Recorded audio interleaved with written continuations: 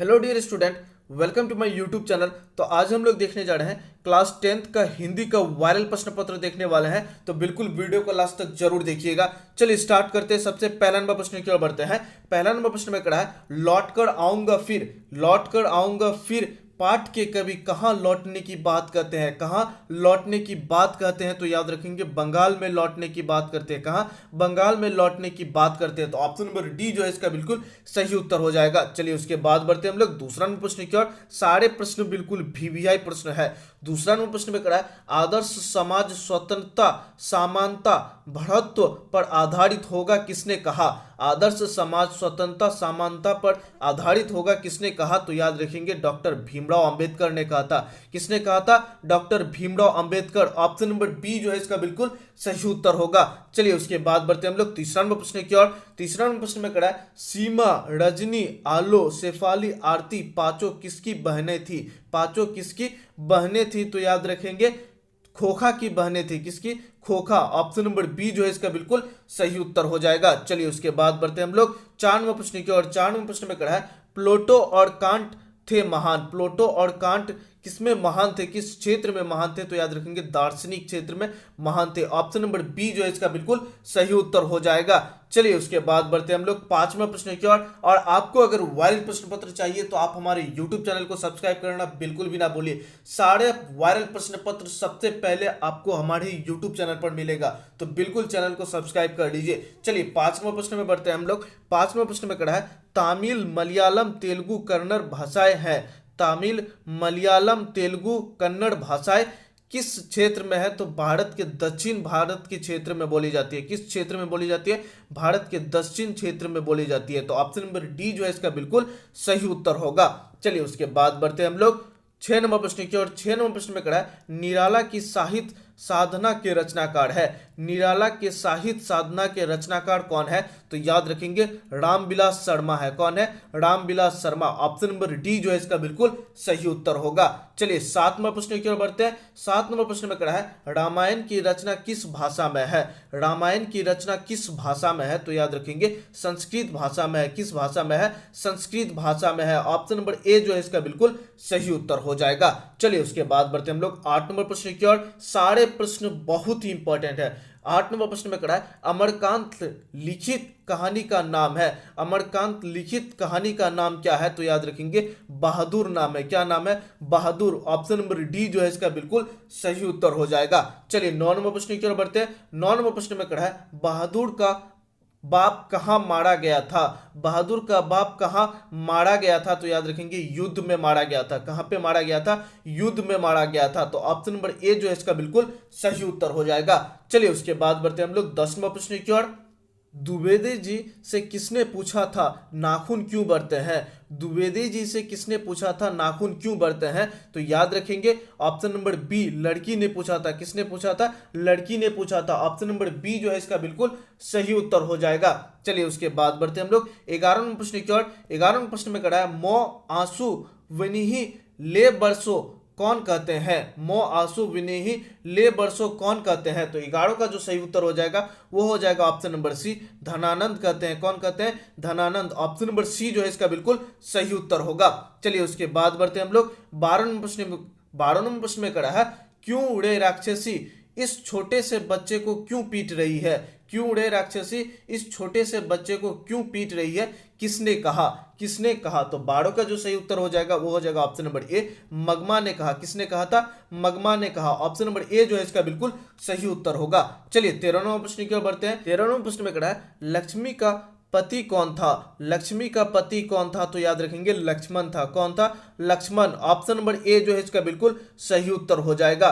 चलिए उसके बाद बढ़ते हैं हम लोग 14वां प्रश्न की ओर। 14वां प्रश्न में कहा है, ईश्वर पटिलकर किस भाषा के कथाकार हैं। ईश्वर पटिलकर किस भाषा के कथाकार हैं। तो याद रखेंगे गुजराती भाषा के। किस भाषा के? गुजराती। ऑप्शन नंबर सी जो है इसका बिल्कुल सही उत्तर हो जाएगा। चलिए उसके बाद बढ़ते हैं हम लोग 15वें प्रश्न की ओर। 15वें प्रश्न में कहा है, एस रंगराजन वास्तविक नाम है। किनका नाम जो है वो एस रंगराजन है। तो याद रखेंगे सुजाता का। किनका? सुजाता। ऑप्शन नंबर बी जो है इसका बिल्कुल सही उत्तर हो जाएगा।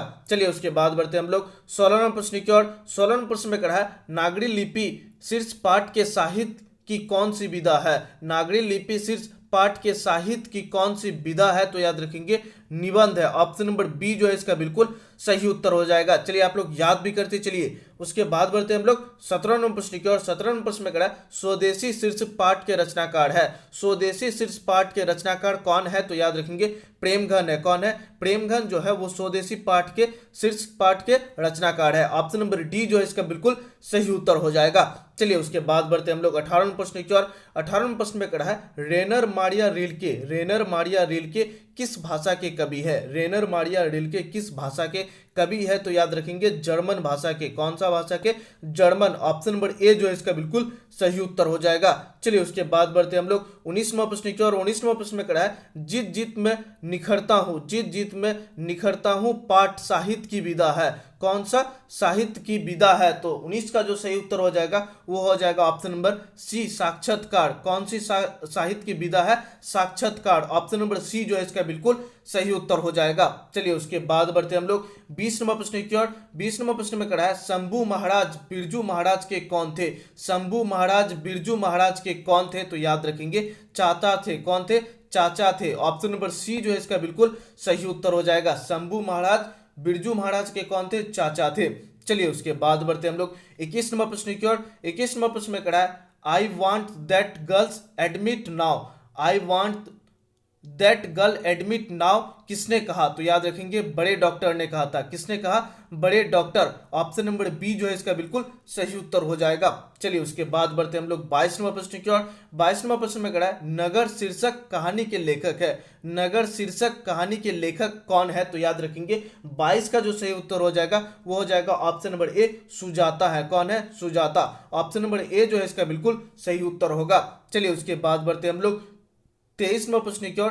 23 नंबर प्रश्न में करा है तीन बेटे डैश दो वक्त की रोटी डैश एक माँ किस कहानी की पंक्ति है? किस कहानी की पंक्ति है? तो याद रखेंगे धरती कब तक घूमेगी। ऑप्शन नंबर डी जो है इसका बिल्कुल सही उत्तर हो जाएगा। इसी की एक पंक्ति है। चलिए उसके बाद बढ़ते हम लोग 24 नंबर प्रश्न की ओर। 24 नंबर प्रश्न में करा है नजमा मगमा की कौन थी? तो याद रखेंगे बहू थी। कौन थी? बहू। ऑप्शन नंबर सी जो है इसका बिल्कुल सही उत्तर हो जाएगा। चलिए उसके बाद बढ़ते हम लोग 25 नंबर प्रश्न की ओर। सारे प्रश्न बहुत ही VBI है। 25 नंबर प्रश्न में करा है निम्नलिखित में कौन शुद्ध शब्द है? निम्नलिखित में कौन शुद्ध शब्द है? तो याद रखेंगे ऑप्शन नंबर ए जो दिया गया है देवनागरी। ऑप्शन नंबर ए इसका बिल्कुल सही उत्तर हो जाएगा। चलिए उसके बाद बढ़ते हम लोग 26 नंबर प्रश्न की ओर। 26 नंबर प्रश्न में करा है टेबुल पर किताब है। टेबुल पर किताब है यहाँ पर किस कारक चिन्ह का कारक चिन्ह है? टेबुल पर किताब है यहाँ पर किस कारक का चिन्ह है? तो इसका जो सही उत्तर हो जाएगा वो हो जाएगा अधिकारण कारक का। कौन सा कारक का? अधिकारण कारक। ऑप्शन नंबर डी जो है इसका बिल्कुल सही उत्तर हो जाएगा। चलिए उसके बाद बढ़ते हम लोग 27 नंबर प्रश्न की ओर। 27 नंबर प्रश्न में करा है मैदान में सभा हो रही है। मैदान में सभा हो रही है यहाँ सभा कौन सी संज्ञा है? यहाँ सभा कौन सी संज्ञा है? तो याद रखेंगे समूहवाचक संज्ञा है। कौन सी संज्ञा है? समूहवाचक। ऑप्शन नंबर बी जो है इसका बिल्कुल सही उत्तर हो जाएगा। चलिए उसके बाद बढ़ते हम लोग 28वां प्रश्न की ओर। 28वां प्रश्न में करा है चंचला किस शब्द का पर्यायवाची शब्द है? चंचला किस शब्द का पर्यायवाची शब्द है? तो इसका जो सही उत्तर हो जाएगा वो हो जाएगा ऑप्शन नंबर सी लक्ष्मी शब्द का। किसका? लक्ष्मी। ऑप्शन नंबर सी जो है इसका बिल्कुल सही उत्तर होगा। चलिए उसके बाद बढ़ते हम लोग 29 नंबर प्रश्न की ओर। 29 नंबर प्रश्न में करा है होश शब्द का प्रयोग सदैव होता है। होश शब्द का सदैव प्रयोग कहाँ पे होता है? तो याद रखेंगे बहुवचन में होता है। कहाँ पे होता है? बहुवचन। ऑप्शन नंबर बी जो है इसका बिल्कुल सही उत्तर हो जाएगा। चलिए उसके बाद बढ़ते हम लोग 30 नंबर प्रश्न की ओर। 30 नंबर प्रश्न में करा है जिस शब्द का रूप कहीं नहीं बदलता हो उसे कहते हैं। जिस शब्द का रूप कहीं नहीं बदलता हो उसे क्या कहते हैं? तो याद रखेंगे अविभाव कहते हैं। क्या कहते हैं? अविभाव। ऑप्शन नंबर डी जो है इसका बिल्कुल सही उत्तर हो जाएगा। चलिए उसके बाद बढ़ते हम लोग 31 नंबर प्रश्न की ओर। 31 नंबर प्रश्न में करा है कौन चाहते थे कि सभी देशों की संस्कृति की हवा उनके घर के पास बहती रहे? कौन चाहते थे कि सभी देशों की संस्कृति कि हवा उनके घर के पास बहती रहे? तो याद रखेंगे महात्मा गांधी चाहते थे। कौन चाहते थे? महात्मा गांधी। तो ऑप्शन नंबर सी जो है इसका बिल्कुल सही उत्तर हो जाएगा। चलिए उसके बाद बढ़ते हम लोग 32वां प्रश्न की ओर। 32वां प्रश्न में करा है गुरु नानक का जन्म लाहौर के किस ग्राम में हुआ था? गुरु नानक का जन्म लाहौर के किस ग्राम में हुआ था? तो याद रखेंगे तलबड़ी गांव में। कौन सा गांव में? तलबड़ी। ऑप्शन नंबर ए जो है इसका बिल्कुल सही उत्तर हो जाएगा। चलिए उसके बाद बढ़ते हम लोग 33वां प्रश्न की ओर। 33वां प्रश्न में कड़ा है मछली शीर्ष कहानी में दीदी के प्रेमी का नाम क्या था? मछली शीर्ष कहानी में दीदी के प्रेमी का क्या नाम था? तो याद रखेंगे नरेन नाम था। क्या नाम था? नरेन। ऑप्शन नंबर डी जो है इसका बिल्कुल सही उत्तर हो जाएगा। चलिए उसके बाद बढ़ते हम लोग 34वां प्रश्न की ओर। 34वां प्रश्न में कड़ा है शेक्सपियर किस भाषा के कवि है? शेक्सपियर किस भाषा के कवि हैं? तो याद रखेंगे अंग्रेजी भाषा के। कौन सा भाषा के? अंग्रेजी भाषा। ऑप्शन नंबर डी जो है इसका बिल्कुल सही उत्तर हो जाएगा। चलिए इसी तरह का प्रश्न आपको हमारे ही यूट्यूब में मिलेगा, तो बिल्कुल चैनल को सब्सक्राइब करना ना भूले। चलिए 35वां प्रश्न की ओर बढ़ते हैं। 35वां प्रश्न में कड़ा है रसूल बनाई थी। रसूल बनाई क्या थी? तो याद रखेंगे गायिका थी। क्या थी? गायिका। ऑप्शन नंबर सी जो है इसका बिल्कुल सही उत्तर हो जाएगा। चलिए उसके बाद बढ़ते हम लोग 36वां प्रश्न की ओर। 36वां प्रश्न में कड़ा है उसने कहा कि कल मैं पटना जाऊंगा। उसने कहा कि मैं कल पटना जाऊंगा। कैसा वाक्य है? तो याद रखेंगे मिश्र वाक्य है। कैसा वाक्य है? मिश्र वाक्य है। ऑप्शन नंबर बी जो है इसका बिल्कुल सही उत्तर हो जाएगा। चलिए उसके बाद बढ़ते हम लोग 37वां प्रश्न की ओर। 37वां प्रश्न में कड़ा है निम्न में कौन पदबंध का भेद नहीं है? निम्न में कौन पदबंध का भेद नहीं है? तो याद रखेंगे कर्म पदबंध जो है वो पदबंध का भेद नहीं है। ऑप्शन नंबर डी जो है इसका बिल्कुल सही उत्तर हो जाएगा। चलिए उसके बाद बढ़ते हम लोग 38वां प्रश्न की ओर। 38वां प्रश्न में कड़ा है जिस समास में दोनों पदों की प्रधानता होती है उसे कहते हैं। जिस समास में दोनों पदों की प्रधानता होती है उसे क्या कहते हैं? तो याद रखेंगे द्वंद्व कहते हैं। क्या कहते हैं? द्वंद्व। ऑप्शन नंबर बी जो है इसका बिल्कुल सही उत्तर हो जाएगा। चलिए उसके बाद बढ़ते हम लोग 39वां प्रश्न की ओर। 39वां प्रश्न में कड़ा है दौ का उच्चारण स्थान है। दौ का उच्चारण स्थान कहाँ है? तो याद रखेंगे दंत में है। कहाँ पे? दंत। ऑप्शन नंबर सी जो है इसका बिल्कुल सही उत्तर हो जाएगा। दौ का उच्चारण स्थान कहाँ पे है? दंत में है। ऑप्शन नंबर सी जो है इसका बिल्कुल सही उत्तर होगा। चलिए उसके बाद बढ़ते हम लोग 40वां प्रश्न की ओर। व्यंजनों के अंत में हलंत लगाने पर उसका मान होता है। व्यंजनों के अंत में हलंत लगाने पर उसका मान क्या होता है? तो याद रखेंगे आधा होता है। क्या होता है? आधा। ऑप्शन नंबर ए जो है इसका बिल्कुल सही उत्तर हो जाएगा। चलिए उसके बाद बढ़ते हम लोग 41वां प्रश्न की ओर। 41वां प्रश्न में कड़ा है हलकारे का अर्थ होता है। हलकारे का अर्थ क्या होता है? तो याद रखेंगे संदेश वाहक होता है। क्या होता है? संदेश वाहक। ऑप्शन नंबर बी जो है इसका बिल्कुल सही उत्तर हो जाएगा। हलकारे का अर्थ क्या होता है? संदेश वाहक होता है। ऑप्शन नंबर बी इसका बिल्कुल सही उत्तर होगा। चलिए उसके बाद बढ़ते हम लोग 42वां प्रश्न की ओर।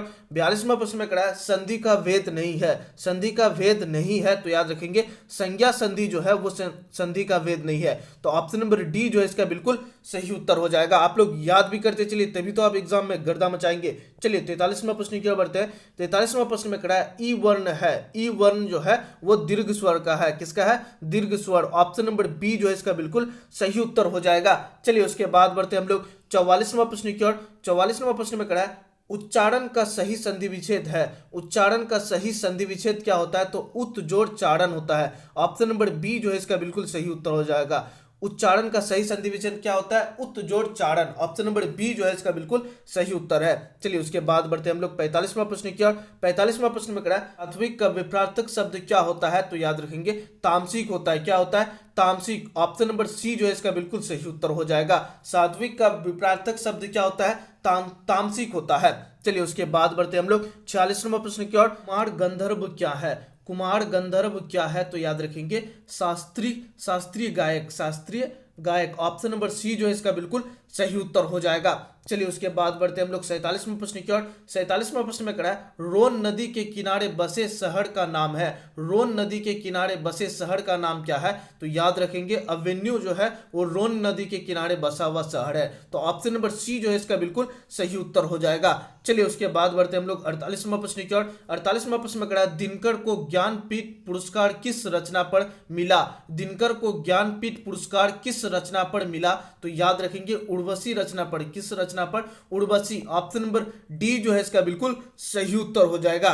चलिए उसके बाद बढ़ते हम लोग 49 नंबर प्रश्न की ओर। 49 नंबर प्रश्न में कड़ा है प्रत्येक वर्ष अवेन्यू में कैसा समारोह आयोजित होता है? प्रत्येक वर्ष अवेन्यू में कैसा समारोह आयोजित होता है? तो याद रखेंगे रंग समारोह आयोजित होता है। कैसा? रंग समारोह आयोजित होता है। ऑप्शन नंबर ए जो है इसका बिल्कुल सही उत्तर हो जाएगा। चलिए 50 नंबर प्रश्न की ओर बढ़ते हैं। 50 नंबर प्रश्न में कड़ा विनोद कुमार शुक्ल किस कृषि विश्वविद्यालय में एसोसिएट प्रोफेसर थे?